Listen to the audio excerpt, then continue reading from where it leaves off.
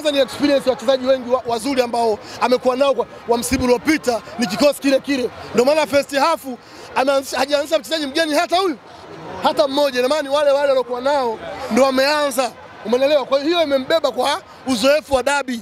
Sisi ukiangalia 80% ni wachezaji wapya ambao wanahitaji muda kujuana, wanahitaji muda kuizoea dabi, pressure, atmosphere ya uwanja jinsi ilivyo na vitu kama hivyo. Ndio ambapo wapata dipati hiyo. Kingine wana wachezaji wa kuamua mechi kama Pacome. Leo amekuwa bora, ameweza kuamua mechi, ingawa goli ambalo amefunga lilikuwa liko offside position, goli ambalo mimi kama ningekuwa ni referee wa mchezo ningepuliza nikasema ni offside. Lakini tumenyuma penalty mbili za wazi. Penalty ya Mdasiri haya ameshika mkono, ameshika kwenye boxi, referee anajiga amepeta. Penalty ya Shomari Kapombe kafanywa wazambi kwenye boxi, referee anajiga baadaye ya kutoa penalty akatoa kadi ya njano. Maana yake maamuzi mengi leo ya Rajiga hakuwa mazuri, ingawa amechezesha vizuri. Kwa hiyo tuwapongeze Yanga, wameshinda, wamedeserve. Tujipange msimu bora na mechi nyingi, tuangalie ligi kuu tutafanyaje. Ndio tumefungwa mara 6 mfululizo. Kabisa, sikatai ni mara 6.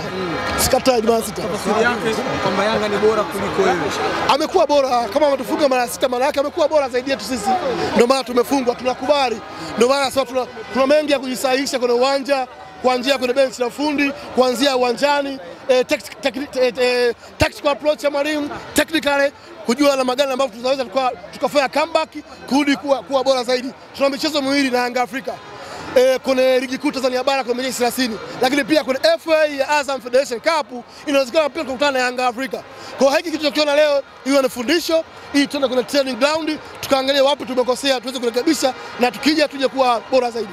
Inaonekana ya kwamba Young Africans sasa ni wateja wenu, kwa mara kila wanapokuwa wanahitaji matokeo dhidi ya Simba Sports Club, wao kuyapata ni dhahiri shahiri moja kwa moja, hawana kipingamizi chochote. Pengine hiki inaweza ikawa ni changamoto kwa mashabiki wa Simba Sports Club kuamini ya kwamba Young Africans ni bora zaidi kuliko Simba Sports Club, na tayari mmeshapoteza ile rhythm ya utani, nikiwa na maana ya usimba na uyanga. Raha kama hizi ni mara 10 ufunge mwenzio leo, kesho ukamfunga, kesho mkatoa sare, ndio ambayo inakuwa inatengeneza competition nzuri. Rhythm hawezi kupotea. Sisi Yanga tushafunga miaka 7 mfululizo. Miaka 7 mfululizo. Sio tufunga mara 6. Sisi tushamfunga miaka 7. Mwaka wa 7 tunafunga Yanga, aliandika barua Ikulu kwa rais. Akataka kujitoa, alitaka kujitoa mashindano ya ligi kuu. Akaandika barua Ikulu kwa rais wakati huo.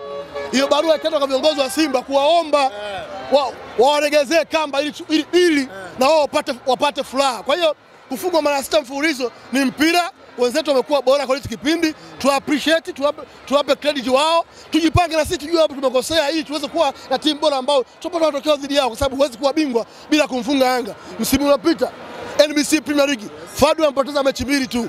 Maana yake ni mechi za Yanga kafungwa na Yanga. Maana yake alama 6 ambazo kapoteza ndizo ambazo zimempa ubingwa Yanga Afrika. Tafasiri yake ni maana yake nini? Hata msimu huu Simba tutafunga watu wote, itahitaji kuchukua ubingwa, kwa lazima tufunge Yanga tuwe bingwa.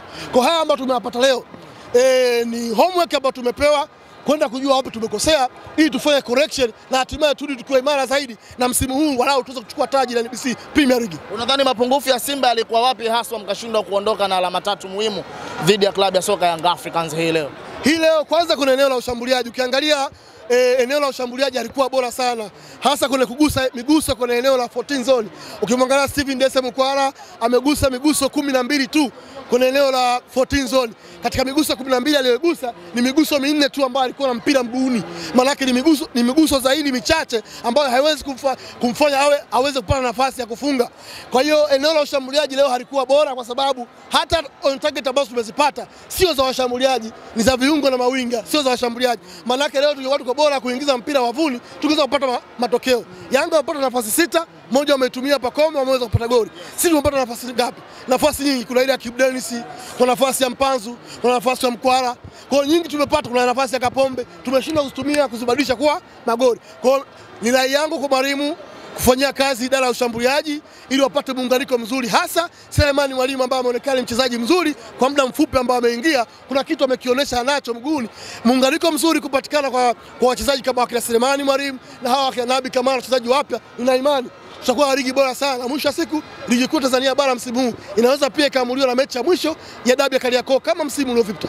Mwalimu anashindwa kumwamini Selemani Mwalimu na kumpa nafasi, lakini kadri anavyozidi kupewa nafasi anazidi kuonesha ubora na ile thamani yake iliyomfanya atoke katika ardhi ya Tanzania na kwenda Wydad Casablanca na kurejea tena katika ardhi ya Tanzania. Pengine hili kwa mwalimu anabidi alitazame na kutafakari kwa makini ya kwamba safu aliyokuwa nayo ikiongozwa na Stephen Dese Mukwala, Jonathan Soa pamoja na Selemani Mwalimu awe anamwangalia zaidi Selemani Mwalimu, kwa sababu kile anachokuwa anampa nafasi ndani yake anakwenda kukifanyia kazi. Of course Selemani Mwalimu ni mmoja wa washambuliaji hatari sana ambao tunao hapa Tanzania.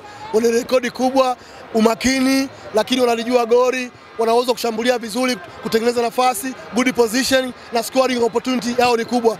Kama Mwalimu leo angempa nafasi hata dakika 40 Selemani Mwalimu, kuna kitu tungezungumza tofauti hapa. Kuna kitu amekionyesha Selemani Mwalimu kwa dakika 10 ambazo ameingia.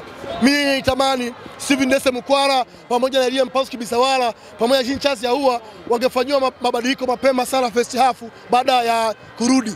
Sikutegemea kama Mukwala angeachwa muda wote huo au Mpanzu angeachwa muda wote huo. Tayari ilionekana kuna shida ya Elie Mpanzu Kibisawala, kashafanywa marking na wachezaji wa Yanga. Wamemmark kama ni mchezaji hatari, kwa hiyo muda mwingi wanacheza naye man to man, hawampi nafasi ya kufanya ya football relaxation, kucheza mpira ambao amezoea. Kwa hiyo nitamani atoke yeye ili atoe nafasi kwa mchezaji mwingine ambaye angeingia kuchukua nafasi yake na hatimaye kudeliver kama alideliver Selemani Mwalimu. Ni rai yangu kumpa kwa Mwalimu Fadu, kumpa nafasi Selemani Mwalimu, mchezaji ambaye ameonyesha uhai kwenye mechi zilizokuja.